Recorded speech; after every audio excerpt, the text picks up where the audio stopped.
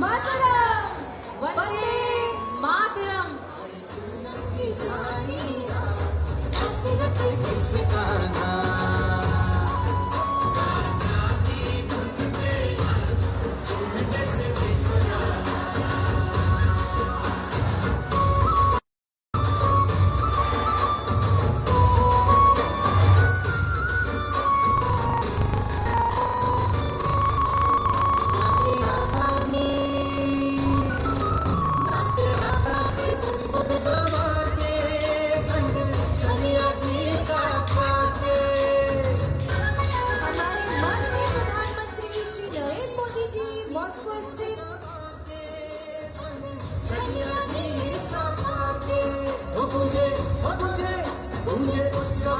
प्रधानमंत्री जी मॉस्को में स्थित केंद्र विद्यालय के छात्रों से साक्षात्कार और हाथ मिलाते हुए नजर आ रहे हैं।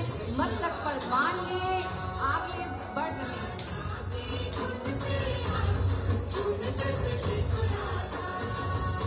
कितना खुशनसीब पल बच्चों के लिए, कितना सुंदर नजारा, दिल की धड़कनें रुकने का नाम नहीं ले रही। भारत माता की जय, भारत माता की जय। जब ऐसी यहाँ से बोलेगी तो स्कूल बोलेगा जय। तेरी स्टूडेंट्स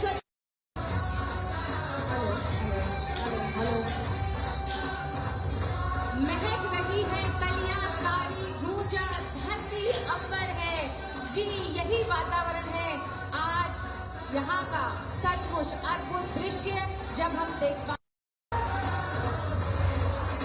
आंखों में चमक और चेहरे पर ललक भरी मुस्कान के साथ हर भारतीय यहाँ ऐसे ही नजर आ रहा है। वसुधैव कुटुंबकम की भावना रखने वाले। नमस्ते, मेरा नाम सोफिको है। मैं बहुत खुश हूँ कि हमें श्री नरेंद्र मोदी जी के स्वागत में नृत्य करने के अवसर मिला। सेक्टर 2 है इसका B65 में एक बंद पड़े हुए कंपनी, जो कि बंद पड़े हुए कंपनी जिसको कि नोएडा अथॉरिटी द्वारा सील कर दिया गया था 6 से 8 महीने पहले। उसमें आग लगने की सूचना पे तुरंत फायर सर्विस की गाड़ियां यहाँ पहुंची है। चूँकि फायर स्टेशन बहुत नज़दीक है तो तुरंत हमारी यहाँ पे 4 गाड़ियाँ पहुँच गई हैं। 4 गाड़ियों की मदद से जो है हमने यहाँ पे फायर फाइटिंग की है और आग को बुझा दिया गया है। देखिए, ये बाहर से इलेक्ट्रिकल सप्लाई भी नहीं था, बंद पड़ा हुआ था। और जैसे मैंने बताया आपको, 6 से 8 महीने पहले नोएडा अथॉरिटी द्वारा बिल्डिंग को सील कर दिया गया था। तो इसकी वजह से हमें इसमें पड़ताल करना पड़ेगा कि आग क्यों लगी थी। अभी जो कारणों का स्पष्ट नहीं हो पाया है, परंतु कोई भी जनहानि नहीं है, कोई भी फंसा हुआ नहीं है। नहीं, देखिए, ऐसा हमें भी शुरुआत में सूचना आई थी कि जो है 5 से 8 साल के बच्चे इसमें फंसे हुए हैं, परंतु हमने यहाँ आके देखा है, सर्च एंड रेस्क्यू किया है, सर्च किया है पूरा, उसमें कोई भी फंसा हुआ नहीं है और जो है आग को पूर्णतः बुझा दिया। बात कह रहे थे कि पेपर लीक नहीं प्रूव हो सकता है। सीजीआई साहब या सीजीआई बेंच काफ़ी कन्विंस थे इस बात से कि पेपर लीक तो हुआ है, बिकॉज इतनी सारी नॉइस है, इतने सारा FIR में चीज़ें हैं। अब वो ये डिटरमाइन करना चाहते हैं किस एक्सटेंट तक पेपर लीक हुआ है। क्या वो लिमिटेड बच्चों में गया है या वो बहुत सारा, जैसे आज के टेक्नोलॉजी का एज है तो उन्होंने ये भी बोला क्या टेक्नोलॉजी की हेल्प से पेपर काफ़ी बच्चों में लीक हो गया है।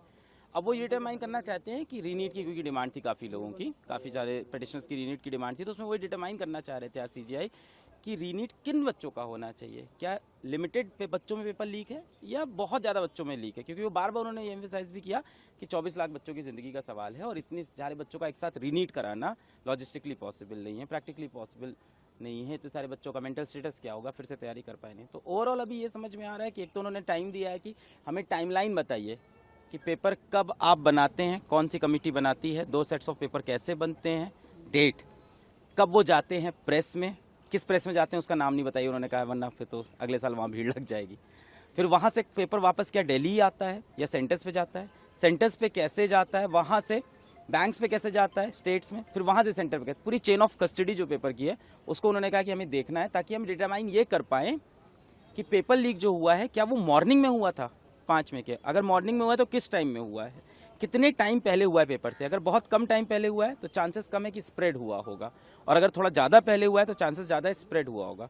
और उन्हें ये कंक्लूसिव प्रूफ यही चाहिए अब कि पेपर कितने बच्चों में लीक हुआ है, पहुंचा है कि नहीं। बाकी एक और चीज़ बड़ी अच्छी बोली, जो डिमांड हम सब भी बहुत टाइम से कर रहे थे, उन्होंने ये भी कहा है कि आप अपने डेटा की एक बार एनालिटिक्स की, ऑडिट वर्ड तो यूज़ नहीं किया, उन्होंने कहा अपना डेटा एनालिटिक्स पूरा चेक करिए और उसमें इरेगुलरिटीज़ ढूंढिए। कहीं ना कहीं ऐसे आपको पैरामीटर्स, रेड फ्लैग मिल जाएंगे अपने डेटा के अंदर, कि ऐसा हो कि 700 के ऊपर जो नंबर है वहाँ पे नंबर ऑफ स्टूडेंट्स या percentile of students last year से इस ईयर ज़्यादा बढ़ा हो, जो कि है एक्चुअली है। इस तरह की चीज़ उन्होंने कहा कि आप डिटरमाइन करके देखिए कि आपके डेटा के अंदर क्या क्या रेड फ्लैग्स दिख रहे हैं जो हर साल नहीं होते थे।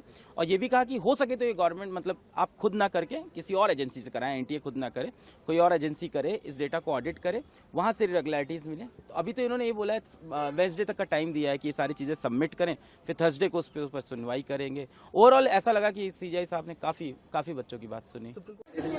और आज जैसा कि महाप्रभु जगन्नाथ जी के साथ बलभद्र जी और सुभद्रा जी का रथ खींचा जा रहा है, इस पवित्र दिन पे आप क्या कहेंगे? देखिए, सर्वप्रथम में नवजौवन दर्शन, नेत्रोत्सव और रथ यात्रा एक दिन में 53 साल के बाद आया है।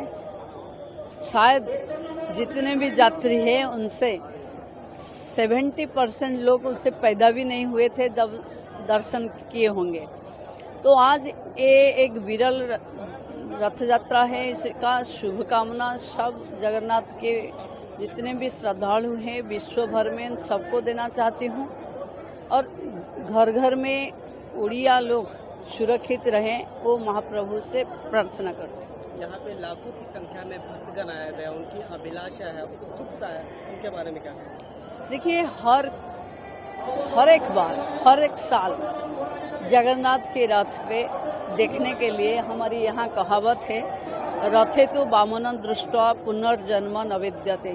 कोई अगर रथ पे महाप्रभु के वामन रूप के दर्शन करे तो उनके पुनर्जन्म नहीं होते।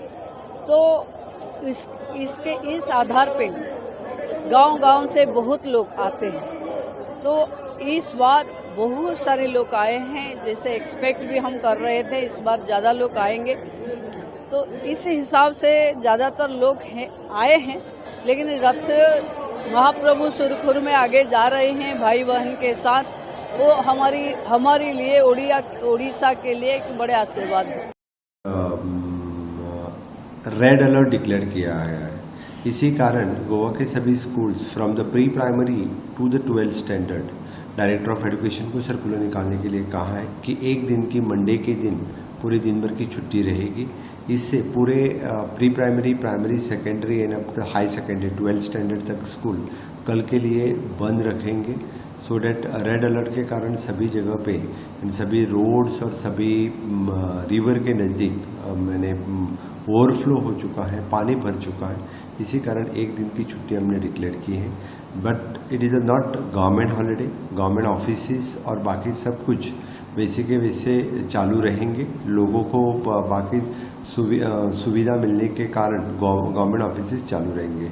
मेरी रिक्वेस्ट है सभी लोगों से, गोवा के सभी लोगों को से, हैवी रेनफॉल हो रहा है, इसलिए अननेसेसरी जो कोई घर से बाहर न निकले। कोई इमरजेंसी काम या काम हो तो ही बाहर निकले। रोड पे ज़्यादा पानी होने के कारण यानी 2 व्हीलर्स इवन तो 4 व्हीलर्स चलाते वक्त यानी अलर्ट रहे, यही मेरा कहना है। फिर एक बार यानी हमारे both the collectors, north Goa and south Goa collectors, they are taking the review of the each and every situations. मैं खुद यानी दोनों मेरे कलेक्टर्स और बाकी डिजास्टर टीम से डायरेक्टली पर्सनली बात कर रहा हूँ। कोई वैसे इंसिडेंट्स गोवा में नहीं हुआ है by the grace of God, और सभी जगह से मॉनिटरिंग अच्छी तरह से चल रही। हमारे fire department, police department, collector department जहाँ पे लोग फंसे हुए हैं अभी तक, जहाँ पे अप्रॉक्सीमेटली 80 लोग यानी जो वाटरफॉल पे फंसे हुए थे उनको रेस्क्यू कर चुके हैं। पुलिस डिपार्टमेंट और फायर डिपार्टमेंट, इनका भी मैं बहुत बहुत कॉन्ग्रेचुलेट करता हूँ। उन लोगों को सेफली वहाँ से निकाल के उनके घर पे भेज दिया है। 3-4 जगह पे पानी ओवरफ्लो होने से कारण रोड के ऊपर से पानी जा रहा है। इसीलिए जहाँ पे पानी रोड क्रॉस कर रहा है वहाँ पे यानी गाड़ियाँ रोड से न जाए, वहीं पे रुके कुछ देर के लिए, यही मेरी सलाह है। गोवा में everything the situation is under control. कल के एक ही दिन की छुट्टी सिर्फ pre primary, primary, secondary and high secondary के लिए डिक्लेयर की है। Thank you. आज के प्रोग्राम के बारे में ये प्रोग्राम जो था ये साल हर साल में होता है और इस दिन के लिए जब हम इलेक्शन की मुहिम में यहाँ थे उस वक्त मुझे इन्होंने दावत दी थी कि मेहरबानी करके अगर आपके पास वक्त हो तो 7 तारीख को जुलाई में आप यहाँ तशरीफ लाइए और साथ संगत के साथ बैठ के हम लोग सब प्रार्थना करेंगे देश की बेहतरी के लिए, रियासत की बेहतरी के लिए और हम सब के फ्यूचर के लिए कि फ्यूचर हम सब का अच्छा हो। मैं आया अपने साथ मेरे पार्लियामेंट मेंबर जिनको इन्होंने चुना है यहाँ से वो भी साथ थे, हमारे जो प्रोविंशियल प्रेसिडेंट है रतनलाल गुप्ता जी वो थे और यहाँ एक्स MLA जो थे जान साहब वो भी थे।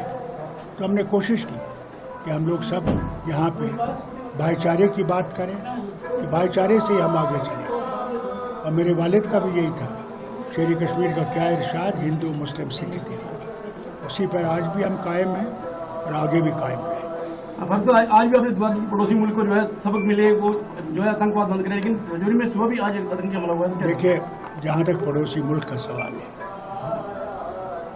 पड़ोसी मुल्क को भी ये समझना चाहिए अगर दोस्ती में रहेगा जैसे वाजपेयी जी ने कहा तो दोनों तरक्की करेंगे, दुश्मनी में रहेगा तो तरक्की कमज़ोर हो जाएगी। उनकी कमज़ोरी है ही, आज देखिए उनकी हालत क्या है। इसलिए ज़रूरी है कि वो भी ये सोचें कि आतंकवाद कहीं नहीं ले जाएगा हमें, आतंकवाद को ख़त्म करना बहुत ज़रूरी है अगर हम लोग इकट्ठे रहना चाहते हैं, मोहब्बत में रहना चाहते हैं, तरक्की करना चाहते हैं। और यही आज इस साथ संगत का भी यही था कि प्रभु करे, ऊपर वाला करे कि हम लोग दोस्ती में भाईचारे में आगे चलें। गवर्नमेंट को क्योंकि जब पहली बार उनकी गिरफ्तारी हुई थी उसके बाद चंपई सोरेन जी बने थे मुख्यमंत्री तो बोला गया था कि ये हेमंत सोरेन पार्ट 2 है। आप लोग भी आरोप लगाए थे, चंपई सोरेन बोले थे कि हमें गर्व है कि हम पार्ट 2 है, लेकिन अब तो ये हेमंत रिटर्न्स है और फिर से बफलोट रहे। हेमंत रिटर्न्स नहीं है, महाठगबंधन रिटर्न्स है। एक झूठे वायदे करके लोगों को सब जवाब दिखाकर पहले सत्ता हासिल करना और फिर दोनों हाथों से झारखंड को लूटना, यहाँ की माटी, यहाँ की बेटी, यहाँ की रोटी, ये तीनों को खतरे में डालना इनका काम रहा है। और 5 साल के अंदर इन्होंने झारखंड को देश का सबसे भ्रष्ट राज्य बना दिया है। कुल मिलाकर के आज फ्लोर टेस्ट करने आ रहे हैं, हम लोग तो ये मांग कर रहे थे, हम चैलेंज भी कर रहे थे कि भाई फ्लोर पे आप वाद विवाद करिए, क्यों आपकी ये सरकार आनी पड़ी, क्यों आप आए, क्यों आपको शपथ लेना पड़ा, क्या कारण हुए, ये सारे विषय जनता भी जानना चाहती है और आपको भी बताना चाहिए। जो वायदे आपने 5 लाख बेरोजगारों को रोजगार देने का किया था, क्या 2 महीना में देंगे क्या? 5,000-7,000 बेरोजगारी भत्ता देंगे क्या? या फिर इतनी जो बेताबी और इतना जो तलब था आपको सत्ता में आने का, उसके पीछे एक कारण ये तो नहीं है कि जितने घपले घोटाले हुए हैं उस पर पर्दा डालना है और चंपई सोरेन जी उसमें बाधक बन रहे थे। सारे आपके गुनाहों पर एक साक्ष्य और बाकी चीजें मिटा करके आप यहाँ से निकलना चाहते हैं, क्योंकि आपको मालूम है कि 2 महीने बाद चुनाव होंगे तो आप जीतेंगे नहीं। फ्लोर टेस्ट आप जीत जाएंगे, लेकिन फ्लोर टेस्ट जीतने से जनता का मन नहीं जीतेगा और जनता जो है आपको छोड़ चुकी है। और 100% जान के रखिए कि यह उनका इस महाठगबंधन का आखिरी फ्लोर टेस्ट होगा और इसके बाद जनता इनको इनके सही जगह भेज देगी। सत्ता पक्ष तो कह रहे हैं कि हमारे पास पर्याप्त नंबर है, हम कहाँ कह रहे हैं जीत जाएंगे। इसमें कहाँ संशय है? संशय नहीं है, फिर भी इतना दम भी नहीं है कि भाई फ्लोर टेस्ट के पहले मंत्रिमंडल का विस्तार करके उसके बाद फ्लोर टेस्ट पे जाए। उनको मालूम है कि फ्लोर टेस्ट के पहले मंत्रिमंडल का विस्तार करें तो फ्लोर टेस्ट हम पास नहीं कर पाएंगे।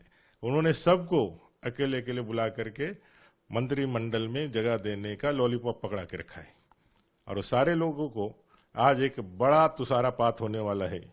जैसे ही वो अपना फ्लोर टेस्ट पास करेंगे और राजभवन जाने के लिए जब सबको चुटका धराएंगे तो कितना हाई तौबा मचेगा, कितने लोगों के घर पे एक भयंकर सन्नाटा छाएगा, वो आप देख करके आपको भी आनंद आएगा और जनता भी देखेगी कि भाई ये पद लोलुप लोग सिर्फ और सिर्फ अपने स्वार्थ के लिए, अपने स्वार्थ को माने कि मुकाम तक भ्रष्टाचार के माध्यम से पहुंचाने के लिए ही सत्ता हासिल की है। जनता से इनका कोई सरोकार नहीं है। दूसरा मुद्दा है, कल रात को बीजेपी के पार्षद को गोली मारी गई है, क्रिटिकल हालत में अस्पताल में है। लॉ एंड ऑर्डर के लिए सवाल उठा रहे हैं आप लोग? लॉ एंड ऑर्डर का तो भयंकर स्थिति बनी हुई है। पूरा झारखंड इसे त्राहिमाम कर रहा है। अब इतना हाई सिक्योरिटी जोन, जहां हाई कोर्ट है, जहां बगल में विधानसभा है और विधानसभा का सत्र आहूत है, 24 घंटे पहले से लेकर के वो सत्र के लिए पूरा चाक चौबंद व्यवस्था होती है। उसी बगल में, ठीक बगल में प्रभु जगन्नाथ जी की पूजा अर्चना करने के लिए सपत्नीक मुख्यमंत्री जी पहुंचते हैं और वो पूजा कर रहे हैं और बगल में माने 200-300 मीटर की दूरी में अपराधी दिन दहाड़े माने खुलेआम लोगों के इतने भीड़ भाड़ में, लाखों के भीड़ भाड़ में गोली मार करके निकल के चले जा रहे हैं।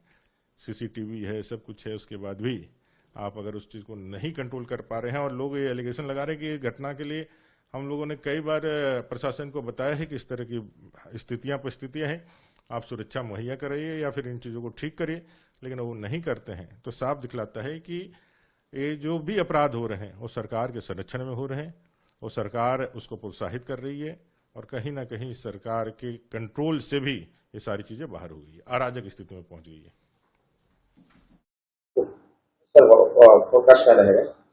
आने वाले 7 दिनों के लिए जो गुजरात स्टेट के लिए फोरकास्ट दिया जा रहा है, तो पूरे गुजरात स्टेट की बात करेंगे तो गुजरात स्टेट के सारे डिस्ट्रिक्ट कवर हैं, जिसमें लाइट टू मॉडरेट रेन का पूर्वानुमान है।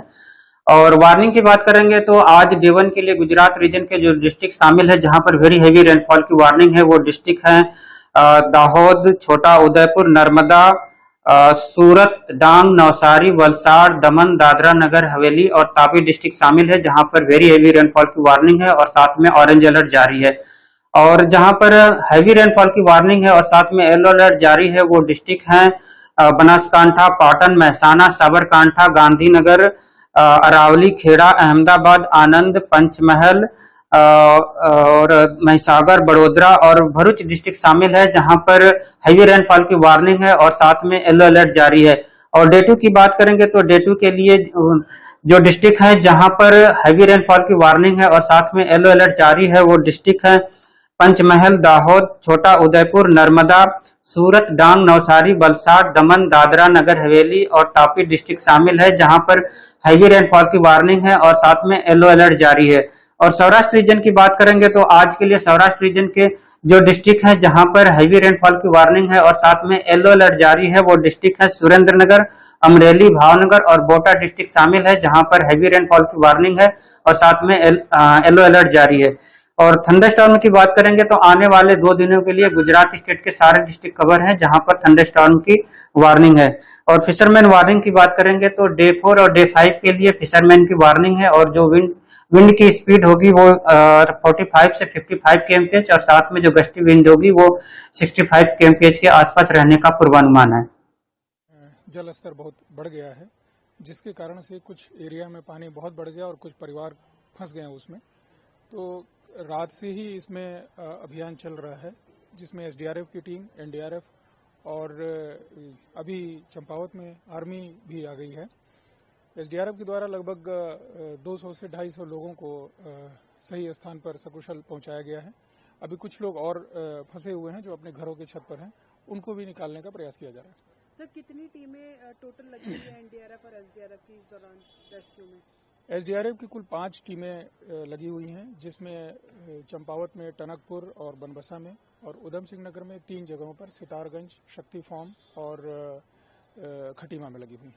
सर, गढ़वाल की बात की जाए तो गढ़वाल के कौन से ऐसे जिले हैं जहाँ पर अधिक बारिश हो रही है और जहाँ पर इस तरीके के हालात बनते नजर आ रहे हैं? अभी गढ़वाल के किसी जिले में जलस्तर का उस तरह से ऊपर नहीं आया है, जिसके कारण अभी यहाँ कोई समस्या नहीं है। सर, मौसम विभाग ने आगे के लिए भी अलर्ट जारी करा हुआ, तो उसको लेकर कितनी तैयारी SDRF की है? अभी और टीम, जो गढ़वाल की कुछ टीम थी और कुछ टीम जो रिजर्व टीम थी, वो भी कुमाऊं में भेजी जा रही है और कुमाऊं में हमारी अच्छी तैयारी है। और मौसम विभाग से भी लगातार संपर्क साधे हुए हैं कि वर्षा का स्तर कितना रहेगा। पूरे आधे हिंदुस्तान को बिजली कोयले की आपूर्ति छत्तीसगढ़ से, यहाँ से कोयला लादान भर भर के जा रहे हैं, यात्री ट्रेन बंद है, लोगों को, पूरे देश के लोगों को यहाँ से बिजली ऊर्जा मिल रही है, लेकिन छत्तीसगढ़ में बिजली कटौती हो रही है और बिजली बिल आसपास के राज्यों से ज्यादा है। तो दोहरा मार छत्तीसगढ़ की जनता को, आम जनता को, चाहे किसान हो, चाहे घरेलू उपभोक्ता हो, चाहे व्यापारी हो, चाहे उद्योगपति हो, बिजली कटौती से सब परेशान है। और बिजली बिल 7 महीने में भले कहने का 8% बढ़ाए हैं, लेकिन बिजली जो बिल है वो 1.5 गुना आ रहा है और कटौती अलग से है। मतलब ये है कि बिजली गुल और मीटर चालू, ये स्थिति इस प्रदेश में। सर, आप लोग लगातार प्रदर्शन, क्या लग रहा है इसका प्रभाव सरकार को देखते? सरकार को इसका संज्ञान में लेना चाहिए कि आम जनता का मुद्दा है और उसके बाद भी नहीं लेती तो बड़ा प्रदर्शन करेंगे। पिछले 24 घंटे की बात करें तो प्रदेश के बहुत से क्षेत्रों में हल्के से मध्यम बारिश रिकॉर्ड की गई है और डिस्ट्रिक्ट बिलासपुर में मलराव में हैवी रेनफॉल भी रिकॉर्ड की गई है। वहीं अगर शिमला की बात करें सिटी की तो 44 mm के आसपास बारिश रिकॉर्ड की गई थी। कसौली, रामपुर, कुफरी, पंडो है, यहाँ पे मॉडरेट रेनफॉल थी और बाकी क्षेत्रों में हल्की बारिश रिपोर्ट की गई थी। और तापमान की बात करें तो तापमान अभी सामान्य ही चल रहे हैं। और आगामी देखिए 4 से 5 दिनों की बात करें तो 8 और 9 तारीख को, मतलब आज और कल, जो हमारे क्षेत्र हैं, प्लेन के क्षेत्र हैं, जो मध्यवर्ती क्षेत्र है, यहाँ पे कुछ एक क्षेत्रों में हल्के से मध्यम बारिश होने की संभावना है और थंडरस्टॉर्म लाइटनिंग हो सकती है। और तो इसलिए आज 8 तारीख को, कल 9 तारीख को प्रदेश के मतलब जो मध्यवर्ती क्षेत्र हैं और प्लेन के, यहाँ पर थंडरस्टॉर्म लाइटनिंग का येलो अलर्ट जारी किया हुआ है। फिर प्रदेश में जो एक्टिविटी है 10 जुलाई से फिर से ग्रेजुअली पिकअप करेगी और इंटेंसिटी वाइज भी पिकअप करेगी और डिस्ट्रीब्यूशन वाइज भी मतलब एक्टिविटी बढ़ेगी। और इसके चलते देखिए 10, 11 और 12 जुलाई को प्रदेश के बहुत से स्थानों में, मतलब प्लेन के क्षेत्र हो गए, मध्यवर्ती क्षेत्र हो, जो हाई रीचेज भी हैं, वहाँ पे बारिश होने की संभावना है। और जो हैवी रेनफॉल का अलर्ट है देखिए वो 11 और 12 जुलाई को इशू किया गया है। जो हमारे क्षेत्र हैं ऊना, बिलासपुर, हमीरपुर, चंबा, कांगड़ा, सोलन, शिमला, सिरमौर, तो इन्हीं क्षेत्रों में देखिए 11 और 12 तारीख को हैवी रेनफॉल का येलो अलर्ट जारी किया हुआ है। और फिर 13 तारीख से थोड़ी ग्रेजुअल रिडक्शन होगी वेदर एक्टिविटी में। देखिए अगर मंथ वाइज बात करें जुलाई माह की तो अभी जो ओवरऑल जो बारिश है वो सामान्य से 50% अधिक चल रही है। जो केवल हमारे 3 डिस्ट्रिक्ट हैं, सिरमौर, ऊना और लाहौल स्पीति, जहां सामान्य से कम बारिश है और बाकी जो शेष डिस्ट्रिक्ट हैं वहां सामान्य से काफ़ी अधिक बारिश रिकॉर्ड की गई। जैसे बात करें कांगड़ा, मंडी, शिमला, तो यहाँ ऑलमोस्ट मतलब 100% से अधिक बारिश रिकॉर्ड की गई है डिपार्चर वाइज और केवल 3 डिस्ट्रिक्ट हैं। और ओवरऑल प्रदेश की बात करें तो जैसे मैंने कहा कि 50% अधिक चल रही है सामान्य से, ये मंथ की बात कर रहा हूँ। और अगर सीजन वाइज बात करूं तो ओवरऑल प्रदेश में जो आंकड़े हैं देखिए वो सामान्य से -19% है। इसमें जो क्षेत्र हैं चंबा, हमीरपुर, कांगड़ा, लाहौल स्पीति, सिरमौर, सोलन, यहाँ सामान्य से कम बारिश है सीजन वाइज, मतलब जून से लेके अभी तक एज ऑन डेट। और जो बिलासपुर है, कुल्लू, मंडी, शिमला, सोलन है, यहाँ पे सामान्य के आसपास बारिश रिकॉर्ड की गई है। देखिए उसमें एडवाइजरी जरूर हमारे पिछले 24 घंटों में जारी की गई थी, पर हालांकि जैसे अभी देखिए एक्टिविटी में थोड़ी रिडक्शन है आज और कल, तो ऐसा कोई अभी फ्लैश फ्लड की वार्निंग नहीं जारी। हर जगह पानी भरा हुआ दिख रहा है, सरकार की कहीं ना कहीं व्यवस्थाएं नजर नहीं आ रही है। ये आपने देखा होगा कि महाराष्ट्र में महानगर पालिका के चुनाव नहीं हुए, जिला परिषद के चुनाव नहीं हुए, गए 2.5 साल से प्रशासन और सरकार इसके माध्यम से ही काम चल रहा है। सरकार की मानसिकता ये भ्रष्टाचार की थी, लोकतांत्रिक व्यवस्था खत्म करने की थी और उसी का परिणाम आज मुंबई उपमहानगर में जनता भुगत रही है और सरकार का ये पूरा फेल्यूर है और सरकार का पाप है। हर तरफ मुंबईकर्स को कहीं ना कहीं तकलीफ हो रही है। लोकल ट्रेन की हम बात करें, पटरियों में पानी भर गया, लेकिन उसकी व्यवस्था कहीं ना कहीं बीएमसी द्वारा नहीं की गई है। लेट जो है ट्रेन चल रही, किस तरह से व्यवस्था बन रही है? मुख्यमंत्री कहते हैं कि हम इंस्पेक्शन कर रहे हैं, हर जगह जा रहे हैं, पानी तुम्बेगा नहीं हर जगह से, मुख्यमंत्री कहते हैं। अरे मुख्यमंत्री जी, आपने जो भ्रष्टाचार किया है प्रशासन और प्रशासक महानगर पालिका और आप, ये भ्रष्टाचार का ही परिणाम है कि लोग आज भुगत रहे हैं। आप तुम साइड पे जाके अपना फोटो सेशन कर भी लोगे तो उसका क्या फर्क है? नेचर है। तुमने बिल्डरों के फायदे के लिए जो निर्णय लिए है उसलिए मुंबई का जो पानी समुद्र में बह के जाने वाला वो रोका गया है और आखिर उसका परिणाम रेलवे को भुगतना पड़ रहा है और वो परिणाम से आज लोग त्रस्त है। पिछले 24 घंटों में भरतपुर, दौसा जिलों में कहीं कहीं भारी बारिश रिपोर्ट हुई है। सबसे ज़्यादा बारिश बांदीकुई, दौसा में 91 mm, इसके अलावा भुसावल में भी 91 mm यानी भारी बारिश रिपोर्ट हुई है। इसके अलावा यदि देखें तो पिछले 1 सप्ताह से लगातार मानसून राजस्थान के कई इलाकों में सक्रिय है और इस सीजन में अब तक यदि पूरे प्रदेश में बारिश की बात करें तो सामान्य से 15% ज़्यादा बारिश रिपोर्ट हो चुकी है। पूर्वी राजस्थान में सामान्य से देखें तो 27% ज़्यादा है, वहीं पश्चिमी राजस्थान में सामान्य से 3% कम है। जिलावार यदि देखें तो सबसे कम बारिश जालौर और सिरोही डिस्ट्रिक्ट में रिपोर्ट हुई है, यानी दक्षिणी राजस्थान में सामान्य से कम बरसात जो है वो रिपोर्ट हुई है। सबसे कम जालौर में सामान्य से 60% नीचे है। इसके अलावा सिरोही में देखें तो सामान्य से 38% बारिश नीचे दर्ज हुई है। इसके अलावा जैसलमेर, बाड़मेर और बांसवाड़ा जिलों में भी सामान्य से यानी 20% से नीचे बारिश जो है वो रिपोर्ट हुई है। तो कुल मिलाकर इस सीजन में अब तक पूरे प्रदेश में 97 mm बारिश रिपोर्ट हुई है, जो कि सामान्य से 15% अधिक है। अब बात करें यदि आगामी दिनों में बारिश की, तो अगले 2-3 दिन राजस्थान के कुछ भागों में मेघ गर्जन और बारिश का दौर जो है वो जारी रहेगा। अगले 48 घंटों में खासकर दक्षिणी राजस्थान के इलाकों में बारिश की गतिविधियां खासकर देखने को मिलेगी। उदयपुर संभाग, इसके अलावा जोधपुर संभाग के भी कई इलाकों में अगले 48 घंटों में मध्यम से कहीं कहीं तेज़ दर्जे की बारिश हो सकती है। शेष इलाकों में भी हल्के से मध्यम दर्जे की बारिश की गतिविधियां जारी रहेंगी। इसके बाद यदि देखें तो 10-11 जुलाई से एक बार बारिश की गतिविधियों में कमी होने की संभावना है। जो मानसून ट्रफ लाइन है इसके नॉर्थ डायरेक्शन में यानी हिमालय की तरफ शिफ्ट होने से राजस्थान के ज़्यादातर इलाकों में वेस्टर्ली विंड्स का इम्पैक्ट होगा। तो 2-3 दिन बाद हम कह सकते हैं कि बारिश की गतिविधियों में कमी होगी। हालांकि पूर्वी राजस्थान के कुछ भागों में ज़रूर बारिश के दौर देखे जा सकते हैं, लेकिन भारी बारिश की गतिविधियों में कमी आने की संभावना है। इसके बाद देखेंगे तो 16-17 जुलाई से वापस से मानसून रिकवर होने की संभावना रहेगी। आपके पास तरफ पे सवारियाँ सवार थी, स्कूली बच्चे भी थे जो वहाँ ढगरू स्कूल है वहाँ जाते हैं। और जो ये बस है ये पलटी है मोड़ पे। अब इसके कारण क्या रहे हैं, उसकी जांच जो है पुलिस कर रही है। कारण अभी तो मेन जो हमारा फोकस है रेस्क्यू पे था। अभी रात की खबर ये है कि सारे बच्चे जितने हैं सारे स्टेबल हैं, किसी को ज़्यादा या सेकेंडरी इंजरी नहीं है जो क्रिटिकल हो।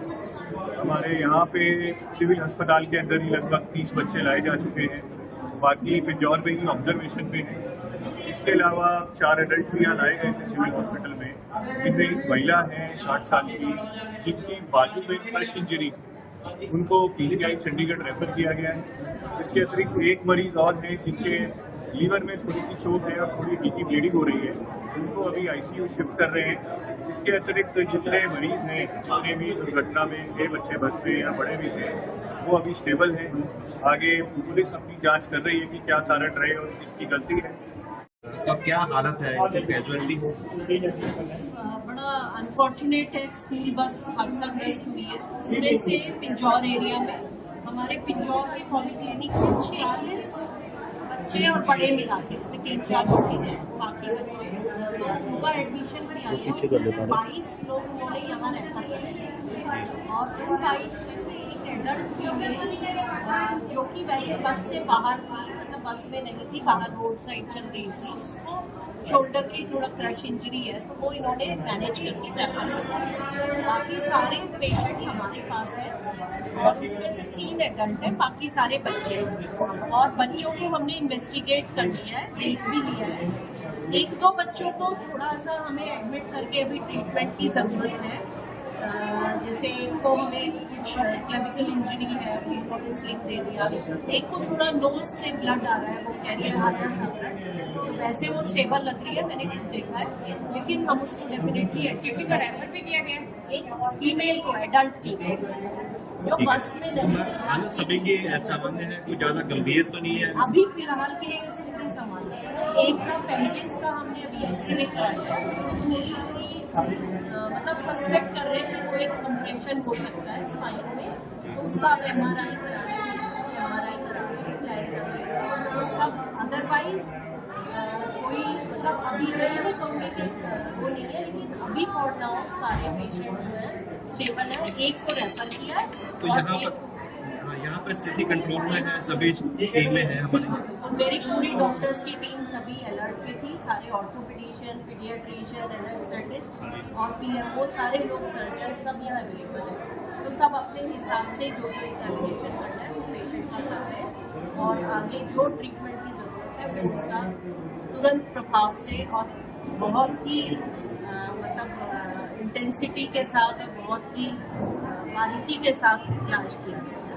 ऑपरेशन में 6 तारीख को जो स्टार्ट हुआ, जो कंक्लूड जो है वो 7 तारीख को हुआ, ये दोनों टेररिस्ट मारे गए।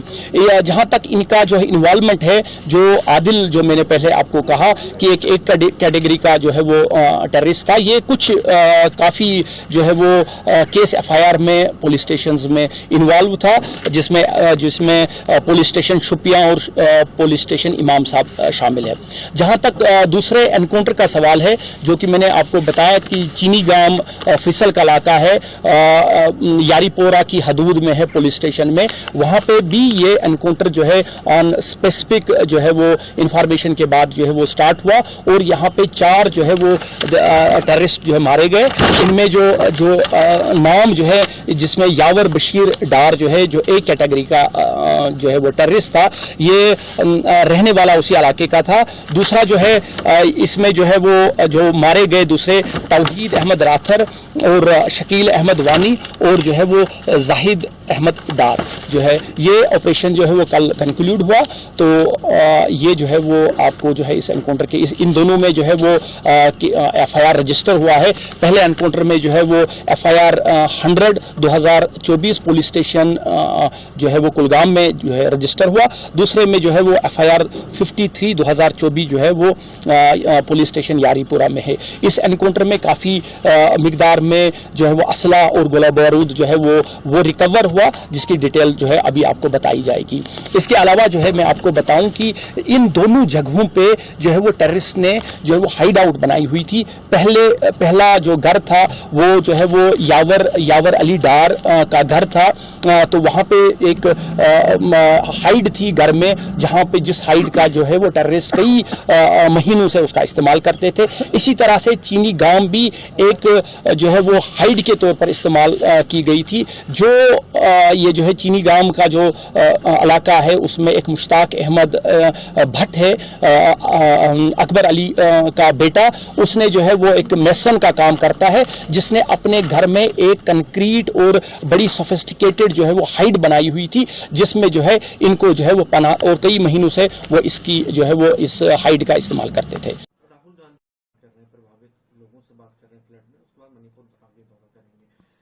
क्या अपेक्षा रखते हैं राहुल गांधी, क्योंकि लगातार विजिट कर रहे हैं और एक तरफ कांग्रेस पार्टी की ओर से ये कहा जाता है कि PM मोदी उस पर न बयान देते हैं, ना उस पर कोई आगे कार्रवाई करते हैं, ना रोकने की कोशिश। नहीं, देखिए आप इसको इतना कमतर मत करिए कि कांग्रेस की ओर से बयान आता है। मणिपुर के लोग क्या कह रहे हैं ये सोचना चाहिए ना। मणिपुर के लोग आप हटा दीजिए कांग्रेस BJP फलाना ढिमकाना, मणिपुर के लोग अपने PM को अपने बीच देखना चाहते हैं। 1.25 साल से दहक रहा है, कितनी जानें चली गई, कैसे विजुअल्स हमने देखे, और प्रधानमंत्री जी की तरफ से जिक्र नहीं होता। हम लोग जब वॉकआउट कर गए तो कुछ बोले, वो भी सत्य के आधार पर नहीं था। तो प्रधानमंत्री जी, इस बात का उनको एहसास करना होगा, किसी ने वोट दिया या ना दिया, देश के तो प्रधानमंत्री आप ही हैं। वोट ना देने वालों का कोई अलग प्रधानमंत्री नहीं होता है।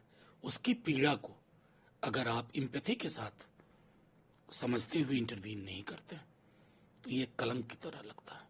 सर, नीट मामला यानी केंद्र सरकार द्वारा अपॉइंटेड चीफ सेक्रेटरी ने ये लिखित में दिया है कि टीचर्स की ट्रांसफर, पोस्टिंग और सारे सर्विस मैटर्स सिर्फ और सिर्फ केंद्र सरकार के अधिकार क्षेत्र में आते हैं और केंद्र सरकार के नुमाइंदे LG साहब के अधिकार क्षेत्र में आते हैं। तो ये बिल्कुल साफ है कि ये भारतीय जनता पार्टी का षड्यंत्र था। लेकिन जब उन्हें समझ में आया कि इस षड्यंत्र के खिलाफ आम आदमी पार्टी लड़ती रहेगी, तो वो अपने घड़ियालू आंसू बहाने के लिए LG साहब के पास गए और उसके बाद बाहर आके झूठ बोल रहे हैं, जबकि सारे कागजात उनके ही अपॉइंटेड अफसरों द्वारा लिखित कागजात ये दिखा रहे हैं कि ट्रांसफर पोस्टिंग केंद्र सरकार द्वारा की गई, उनके LG साहब द्वारा की गई और LG साहब के आदेश द्वारा की गई। मैं तो उनसे ये भी पूछूंगी अगर एलजी साहब के पास पावर नहीं थी ट्रांसफर की और हमारे पास पावर थी, तो एलजी साहब ने ट्रांसफर ऑर्डर वापस लेने का आदेश कैसे दे दिया? उसकी पावर उनके पास कहां से आ गई? देखिए, जो सच्चाई होती है ना, उसमें बहुत ताकत होती है। सच्चाई आखिरकार पूरे देश के सामने, पूरी दुनिया के सामने आ ही जाती है। और भारतीय जनता पार्टी का ये षड्यंत्र, दिल्ली के सरकारी स्कूलों को तबाह करने का षड्यंत्र, आज देश के सामने आ गया है। एक पॉलिटिकल सवाल है, बीजेपी मिशन 2025 को लेकर आ गई है, पोस्टर भी जारी कर दिया है, इसमें मोदी जी की फोटो है और उन्होंने बैठक भी की थी हाल ही में, और वो ये दावा कर रहे हैं कि अब इनकी सरकार बनने के 50 से ज्यादा सीटें हो गई, विवाद खत्म हो जाएगा। भारतीय जनता पार्टी ने एक मिशन किया था 2015, उस मिशन का सक्सेस रेट था 3 आउट ऑफ 70। फिर भारतीय जनता पार्टी ने कहा था, उनका एक बना मिशन 2020, और उन्होंने कहा था अब की बार 45 पार करने निकले थे, 8 पर सीमित रह गए। अब 2025 में जिस प्रकार के कांड वो लगातार कर रहे हैं दिल्ली वालों को परेशान करने के लिए, चाहे वो अपनी हरियाणा सरकार के माध्यम से दिल्ली का पानी रुकवाना हो, चाहे दिल्ली के सरकारी स्कूलों को खराब करने का षड्यंत्र हो, चाहे अपने अफसरों के माध्यम से, अपने एलजी साहब के माध्यम से मोहल्ला क्लिनिक की दवाइयां रोकना हो, ओपीडी के डेटा एंट्री ऑपरेटर्स को हटाना हो, जितने षड्यंत्र भारतीय जनता पार्टी रचेगी, उतना जोर की तमाचा दिल्ली वाले उन्हें मारेंगे। मैं आपको आज पूरे कॉन्फिडेंस से बता रही हूं कि अगर भारतीय जनता पार्टी की एक सीट भी 2025 में आ गई तो उनके लिए बहुत बड़ी बात है। काफी तेज बारिश हो रही है, आज क्या कंडीशन है, आज कौन सा अलर्ट है और कितनी बारिश हुई है, और मुंबई में जो कुछ दिनों से कम बारिश हुई थी जो वो कवर हो गई है, क्या कहना चाहते हैं? आपने सही कहा, अभी तक मुंबई में बारिश थोड़ी सी कमी थी, 30 to 40% कम थी, लेकिन कल एक जो ऑफ शोर ट्रफ था वो इंटेंस हो गया और उसके वजह से बहुत अच्छी बारिश हमको रात को 2 बजे से सवेरे 6 बजे तक मिले। ऑलमोस्ट मुंबई में 270 मिलीमीटर बारिश हमें 5-6 घंटे में मिली है, और जो मुंबई का जो नॉर्मल होता है वो ऑलमोस्ट कवर हो गया। जो आज तक की बारिश होने वाली थी, मुंबई का जो नॉर्मल है 600 मिलीमीटर, वो कवर होने जा रहा है। सर, आज के लिए कौन सा अलर्ट होगा और कल? मुंबई के लिए हम आज ऑरेंज अलर्ट रख रहे हैं, वो हेवी टू वेरी हेवी आज 24 आवर्स में भी हो सकते हैं, और कल जो है हेवी रेनफॉल हो सकते हैं, उसके लिए हम लोग येलो अलर्ट रख रहे हैं। 100% उम्मीद है मुझे इस बात की प्रसन्नता है कि जिस प्रकार से अमरवाड़ा में रिजल्ट दिखाई दे रहा है, जनता काम कर रही है, हमारे कार्यकर्ता घर घर जा रहे हैं, और जो रिस्पांस आ रहा है निश्चित रूप से छिंदवाड़ा का जैसा लोकसभा चुनाव जीते थे उसी प्रकार से अमरवाड़ा चुनाव भी जीतेंगे। कमलनाथ जी थे, उन्होंने भी प्रचार किया, वो आरोप लगा रहे हैं कि कांग्रेस को धोखा दे दिया। धोखा तो कांग्रेस के नेता कमलनाथ जी ने छिंदवाड़ा की जनता को दिया है, जिसके कारण से छिंदवाड़ा आज इस मुकाम पे पहुंचा है। पहली बार भाजपा जीती है और अब भाजपा मुख्य चुनाव में जीत करके अमरवाड़ा में भी नया विकास का रिकॉर्ड बनाएगी और प्रदेश में भी बनाएगी। देखो, परिवारों की मुलाकात हुई, दुखद घटना है। अब इसका एक ही परिवार का सहारा है कि इनको आर्थिक मदद मिलनी चाहिए। 1-2 लाख रुपए से कुछ नहीं होता। हमारी यही कि 50 लाख रुपया एक सदस्य को मिल जाए जिसकी डेथ हुई, ये हमने कहा है यहाँ पे। वो विदेश दौरे पे और नेता प्रतिपक्ष देश में उन इलाकों में जहाँ पे लोग चुनौती का सामना कर रहे हैं। देखिए, ये बहुत गंभीर समस्या है, ये देश की इंटरनल सिक्योरिटी से डायरेक्ट संबंधित है। नॉर्थ ईस्ट जहाँ पे चाइना धीरे धीरे अपने कदम बढ़ा रहा है, उसी नॉर्थ ईस्ट के अंदर जहाँ पे दशकों तक डिस्टर्बेंसेस चली, अलगाववाद चला, इंसर्जेंसी चली, उस नॉर्थ ईस्ट के अंदर एक पूरा राज्य लगभग सिविल वॉर की तरह जो है 1 साल से जल रहा है, और देश का प्रधानमंत्री वहां पे जाना ही नहीं चाहते हैं। ये तो बहुत शर्म की बात है। आपके पास विदेशों में घूमने का समय है, आपके पास अपने देश के अंदर हाथरस जाने का समय नहीं है, और विपक्ष के नेता लगातार जो है ऐसी जगहों पे जा रहे हैं। ये भारतीय सरकार के लिए बहुत बड़ी चुनौती है। वो गए थे हाथरस के मंत्री जी को एक चिट्ठी लिखी जिसमें उन्होंने तमाम तरह की अपील की जैसे कि मांग भी की उन्होंने कि जो उन लोगों को मुआवजा दिया जा रहा है उसकी धनराशि बढ़ाई जानी चाहिए। इसके साथ ही उन्होंने मुख्यमंत्री जी को कई सलाहें भी दी और ये भी कहा कि कांग्रेस ऐसे बुरे वक्त में आप सरकार के साथ करेंगे। अच्छी बात है, जो सुझाव उनके मुख्यमंत्री को मिले हैं वो सुझाव पर मुख्यमंत्री विचार विमर्श करके बात आगे करेंगे और करना होगा।